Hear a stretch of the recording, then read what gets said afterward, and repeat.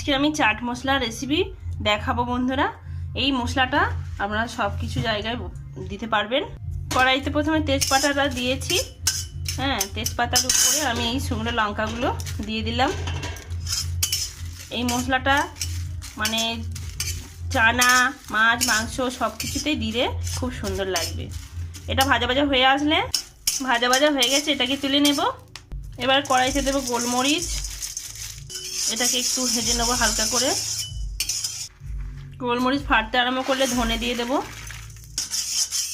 ধনেটা এক মিনিট ধরে হালকা আছে এরকম করে করে নেড়ে নেব। ফাটতে আরম্ভ করছে, এবার মৌরিগুলো দেব। মৌরি দিয়ে 30 সেকেন্ড নাড়ার পরে জিরে দিয়ে দেবো। চাট মশলা রেডি হয়ে গেছে, মিক্সিতে দিয়ে গুঁড়ো করে নেব। সবকটি উপকরণ ঢেলে নিয়েছি।